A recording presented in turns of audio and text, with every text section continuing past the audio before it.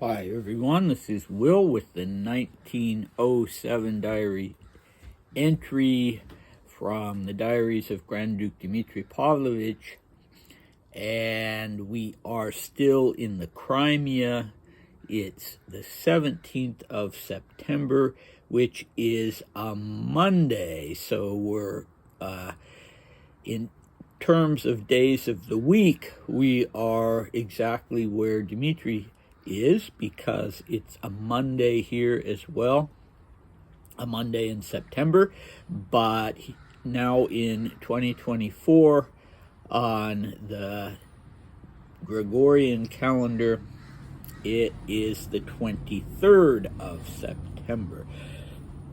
Okay, so yesterday in Dimitri's diary, there was a very nice afternoon and evening at Aunt Minnie's, and she is clearly making an effort to spend as much time with her niece and nephew as possible, knowing, I'm sure, that this would possibly be one of the last times she could do that, certainly in Maria's case, because Maria was going to get married in the spring of 1908.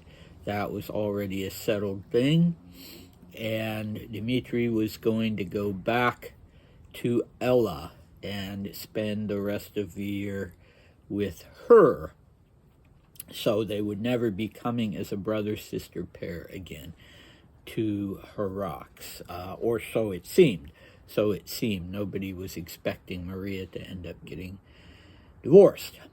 All right, so there was music after dinner, which Dmitri was thrilled with. One of the guests at George and Minnie's house was a person called Dr. Zhigalov, who sang songs for them, and Dmitri was terribly impressed and said he had an amazing voice. GM was in a good mood, and so overall it was just a first-rate day, and Dmitri himself is in quite a good mood. So today's diary entry is a long one, so I'm not going to try and get through it all at once. We'll do it in two parts, and it opens with a very long paragraph and then has a series of smaller paragraphs. So we'll do the big one today and then the small ones tomorrow. So, all right, let's dive in. We went swimming at 8 o'clock, and then after coffee, I studied until 12 o'clock when it was time for lunch. Today, of course, there was a little argument between Miss June and Maria. The former argued that Maria needed to go personally to say happy birthday to Nadia, Aunt Militsa's daughter, but we said it wasn't necessary. But in the end, Maria gave in, and she went after lunch. At 3:30, Aunt Minnie came to us on horseback.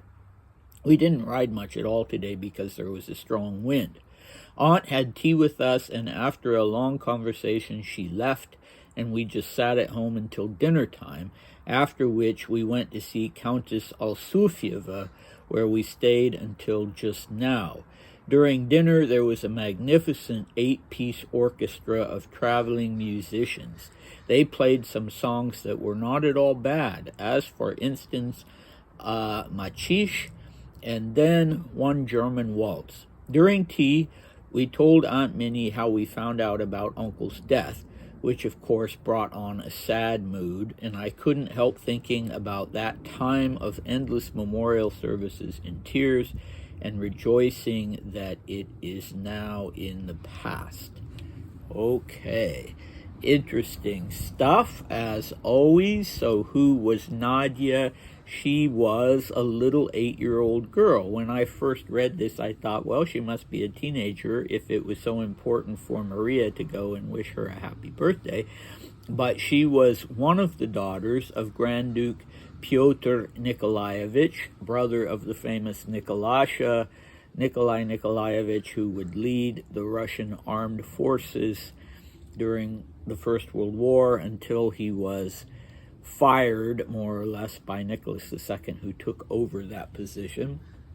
So Nadia was his nephew, Grand Duke Peter's little girl. Aunt Militsa was one of the famous Montenegrin sisters, Anastasia and Militsa, who first brought Rasputin to court and then later disavowed him. So they had a nearby estate in the Crimea called Duke, and yeah, Miss June thought it was necessary for Maria to go.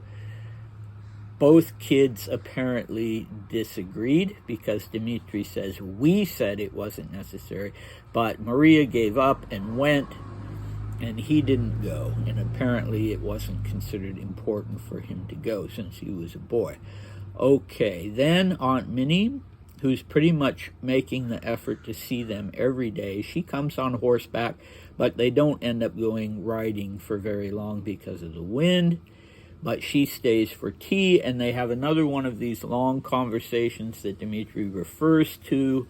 The day before also, he'd said that they'd laughed and talked for a long time on the beach at Harax. And so they have another one of these. And, it'd be interesting to know what they were talking about, whether it was just general things and about life in general, or whether she was really trying to maybe prepare Maria for her wedding, or find out if Maria really wanted to get married, and, similar things with Dmitri. I don't know. We have this, it's not an intimation. Dmitri says outright that she's probing them on Sergei Alexandrovich's death. So he was murdered by a bomb-wielding terrorist in 1905 in Moscow. It was hugely traumatic for Ella and Dmitri and Maria, and the whole imperial family was in a state of shock and alarm, even though the rest of them were all in St. Petersburg, and they hadn't really liked Sergei in the first place. And why is Minnie probing them on this? The first time she appears in the diaries in 1906, she does the same thing. When they go and visit her and her husband and their two little girls in St. Petersburg, Dmitri says that she was trying to get them to talk about Uncle Sergei's death. So what was her motivation? Hopefully it wasn't just curiosity, and maybe it was, but she wanted to know, apparently, maybe she wanted them to talk about it. Maybe she thought it was important for them to talk about it. Because here, what she wants to know, according to Dmitri, was how Dmitri and Maria, found out about it. And this sort of calls into question something that I've always taken at face value from Maria's memoirs, Education of a Princess.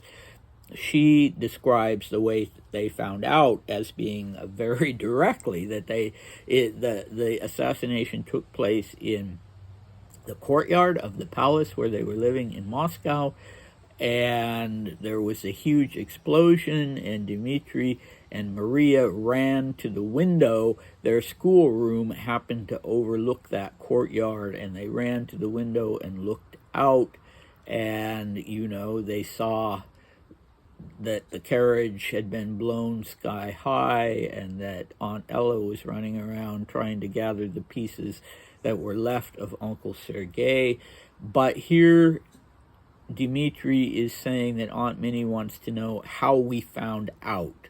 So that makes it seem like it was a little less direct, because I can't imagine that they looked down at that scene in the courtyard and didn't know that Uncle Sergei was dead. Maybe, I don't know, something to think about. Unfortunately, in his adult diaries, he doesn't talk about that at all. I think there's maybe one or two times that he even mentions Uncle Sergei, and that is just completely in passing. Okay, so the 8-piece orchestra, Dmitri was thrilled with that, and he loved music. And I guess in a lot of these diaries, you can read them and relate to what's going on, and it's really not important that this young man who's writing was a Grand Duke. because he could be any affluent young man, and he's doing things that all of us can relate to, but not many of us can relate to having an 8-piece orchestra playing while we're eating dinner. So he calls them magnificent. He doesn't seem to think on the other hand, he doesn't seem to think that their playing is all that great. He just describes it as not at all bad. But and they're traveling musicians, which is interesting. I mean, we're not talking at the level of sort of buskers. Maybe touring musicians would be a better word. Maybe they played in hotels and things like that. But somebody in the household had hired them to come and play during dinner. You know, maybe laming, maybe knowing how much Dmitri loved music of all kinds. And so they played a makshish, which I had to look up, and it's a kind of variety of Brazilian tango, and then this German waltz. So they were playing dance music, but apparently nobody was dancing. They were eating dinner.